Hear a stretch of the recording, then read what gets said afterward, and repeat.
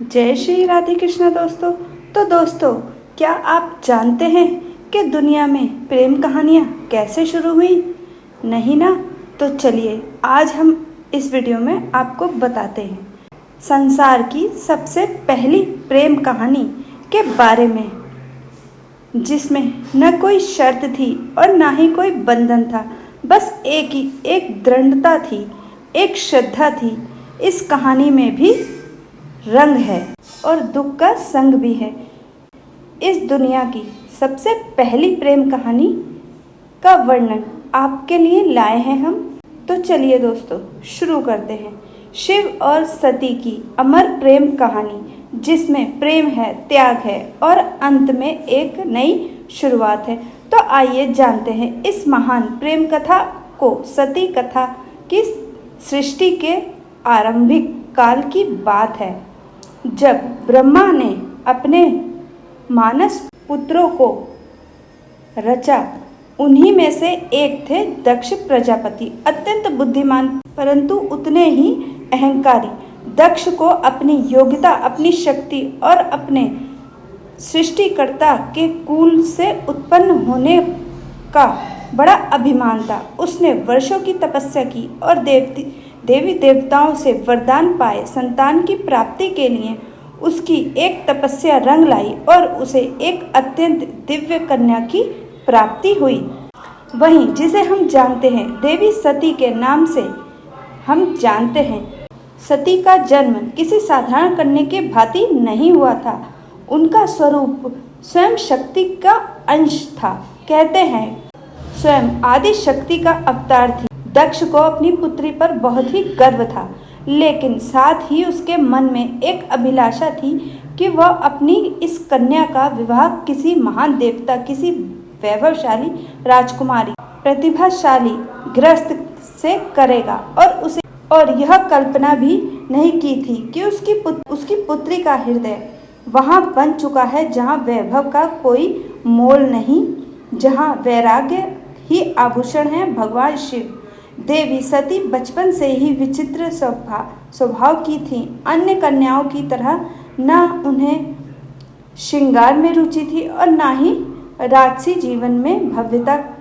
जब वह शिव की चर्चा सुनती, जब किसी आर्षी द्वारा शिव की महिमा का वर्णन होता, उनका हृदय गहरे भाव से भर उठता था। शिव जी जो शमशानवासी थे, जो मृग चर्म धारण करते थे और भस्म रमाते थे और सर्पों को आभूषण की तरह गले में पहनते थे, आम कन्याओं के लिए यह भय का कारण होता है, पर सती के लिए वह शिव उनके अंतर मन में बस चुके थे। धीरे धीरे वह आकर्षित भक्ति में बदल गया, भक्ति प्रेम में बदल गया। अब सती का एक ही लक्ष्य था कि शिव जी को अपने पति के रूप में प्राप्त करना है। यह मार्ग आसान नहीं था। जब दक्ष को सती की इच्छा का आभास हुआ तो वह क्रोधित हो उठे। उनकी आंखों में तो शिव का जंगल में भटकने वाले योगी मात्र थे। उन्होंने सती को समझाने का बहुत ही प्रयास करा। वह किसी योग्य राजसी और सम्मानित वर को चुने, पर सती अब निर्णय कर चुकी थी। उन्होंने किसी धन, वैभव या पद की आवश्यकता नहीं थी। उन्हें चाहिए था वह परम पुरुष जो संन्यास में भी पूर्ण है, जो मौन में भी संपूर्ण है। और इसी लक्ष्य के लिए सती ने आरंभ की कठोर तपस्या।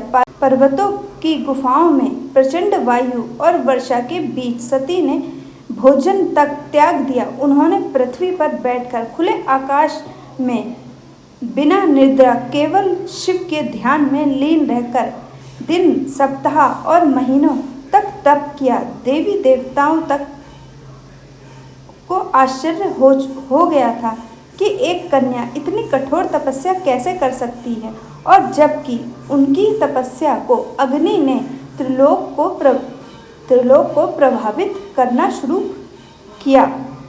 तब अंततः भगवान शिव ने उनकी भक्ति को स्वीकार करने का निर्णय कर लिया। पर यह तो आगे की कथा है। अभी तो एक पिता के अहंकार और एक पुत्री के समर्पण की टकराहट शुरू हुई है।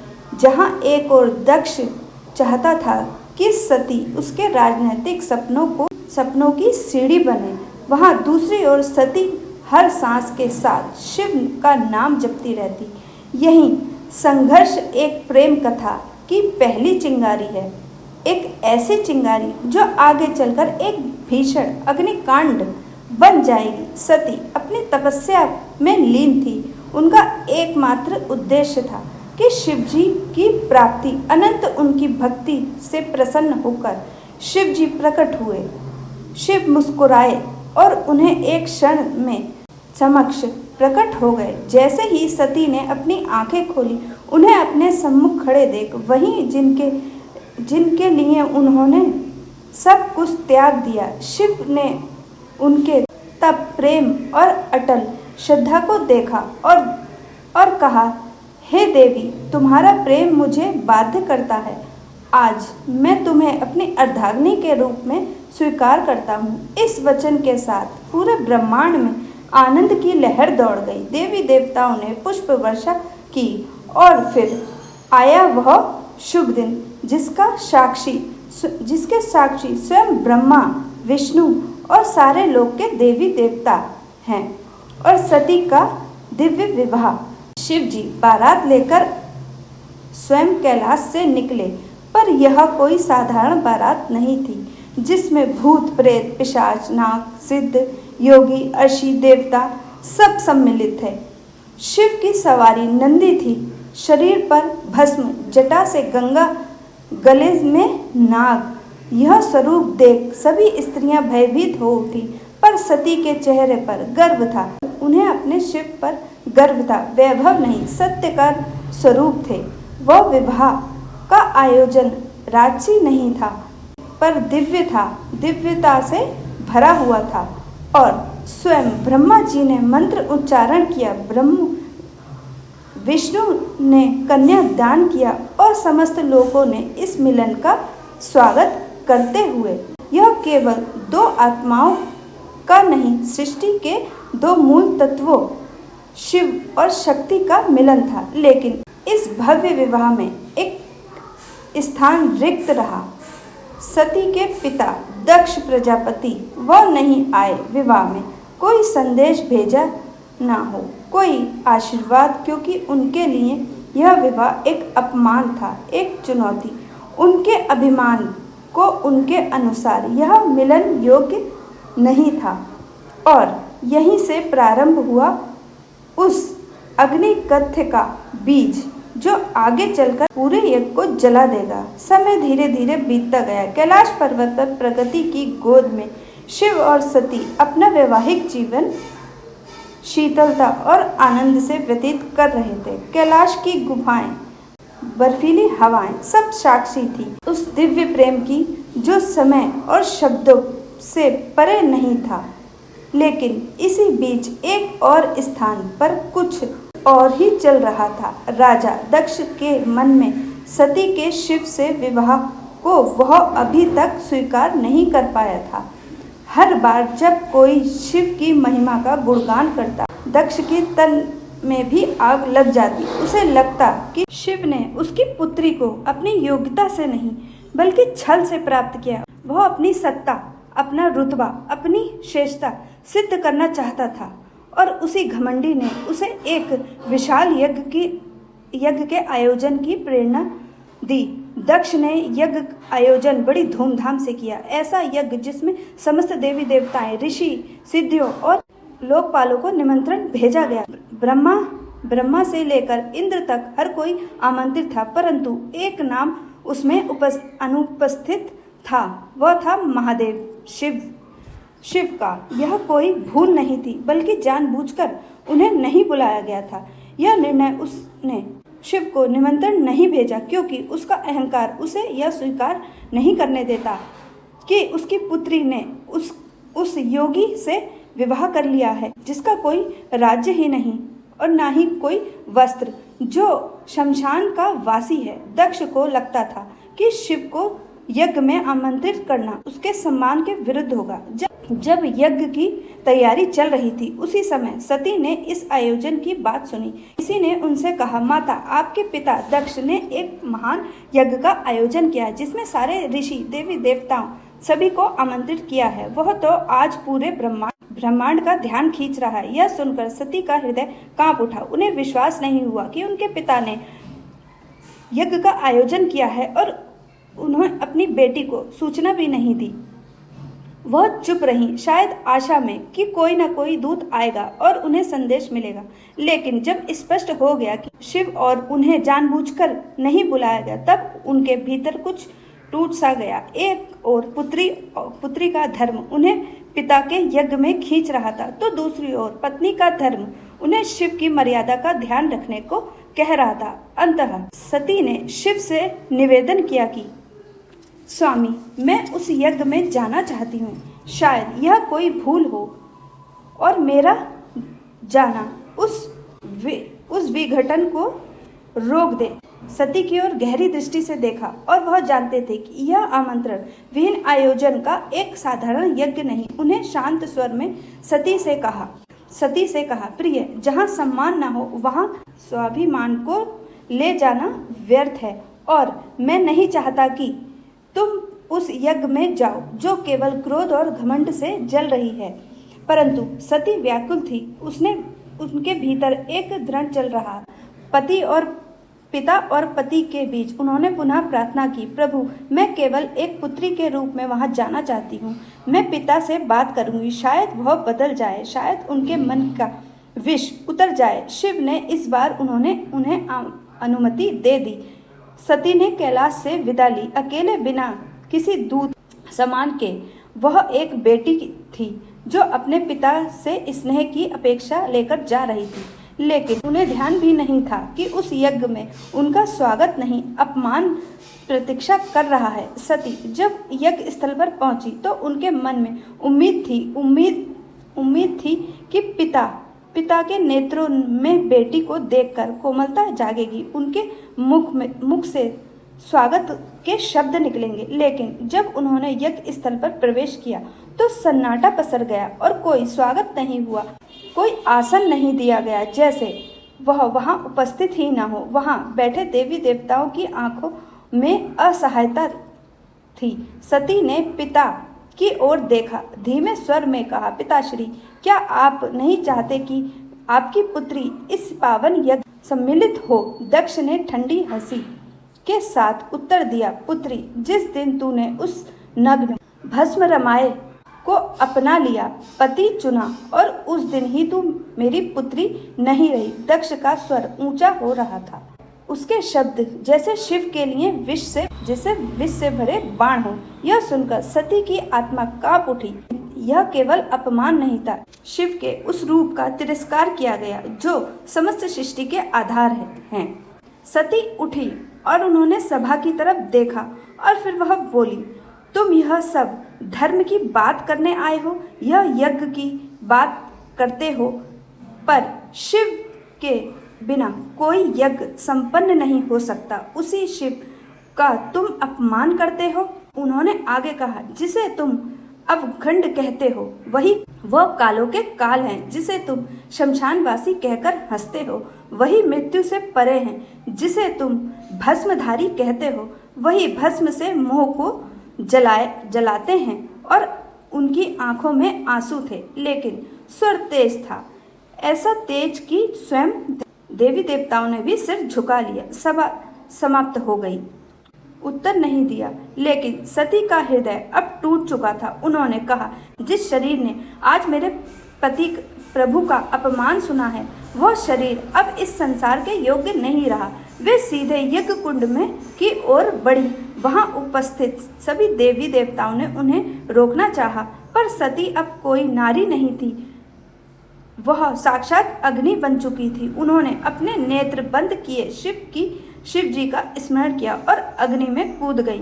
उनके चेहरे पर भय नहीं था, बल्कि एक शांति थी, एक समर्पण था जो पूरे यज्ञ मंडप को झंझोर गया।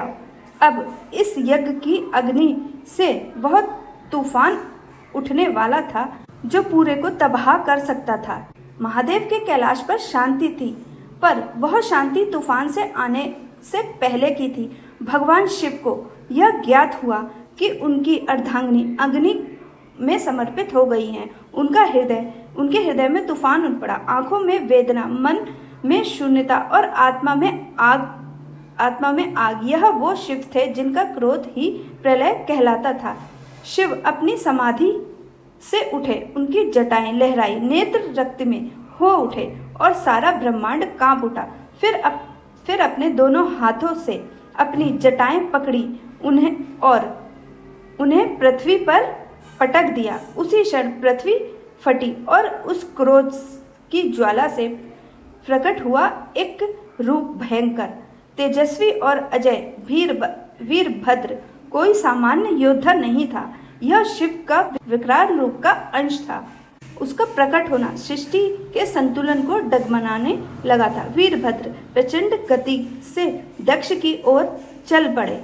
जिस दिशा में वह चलता धरती कांपती, आकाश बदलता और देवी देवता के हृदय कांप उठते। जैसे ही वीरभद्र यज्ञ स्थल पर पहुंचा, आकाश में अंधकार छा गया और वीरभद्र हो गए थे।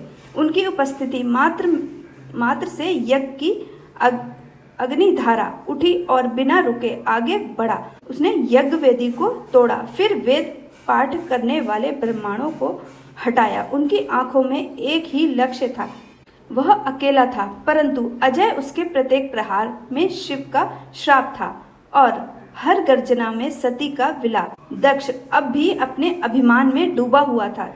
वह चिल्लाया, मैं यज्ञ करता हूँ, मुझे कोई छू नहीं सकता। वीरभद्र ने उनकी आंखों में देखा और कहा, तू पिता कहलाने के योग्य नहीं है। आज तुझे उसी अग्नि में भस्म करूंगा जिसमें तूने धर्म का मजाक उड़ाया। और एक ही झटके में वीरभद्र ने अपनी तलवार से दक्ष का सिर धड़ से अलग कर दिया। पूरी सभा में सन्नाटा छा गया। देवी स्तंभ रह गए, यज्ञ की अग्नि बुझ गई और पृथ्वी पर सिर्फ राख ही रह गई। वीरभद्र शिव की आज्ञा पूरी कर चुका था। जब महादेव यज्ञ स्थल पर पहुंचे, उन्होंने सती के जले हुए शरीर को देखा। कपकपाते हाथों से अपनी सती को बाहों में उठा लिया और आंखों में आंसू थे और फिर वह चल पड़े। शिव सती के शव को अपनी गोद में लिए पूरे ब्रह्मांड में भटकने लगे। उस विरह में जो पूरे ब्रह्मांड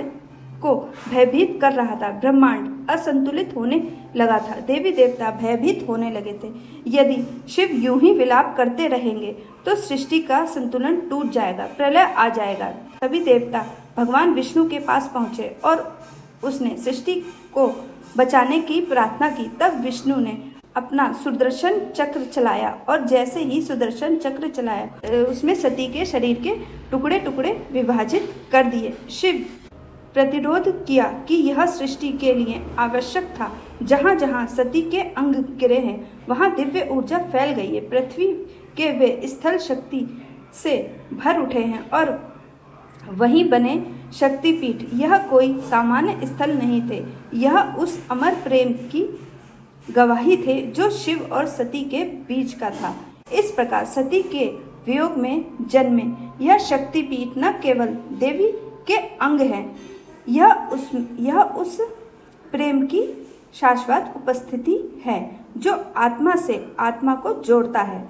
शिव अनंतः हिमालय लौट गए। अब वह ध्यान मग्न वर्षों तक एक चट्टान की भांति बैठे गए। सती की स्मृति काल की धारा आगे बढ़ती है, युग बदल जाते हैं, पर कुछ कहानियां समय की सीमाओं से परे होती हैं और सती की कथा उन्हीं में से एक है।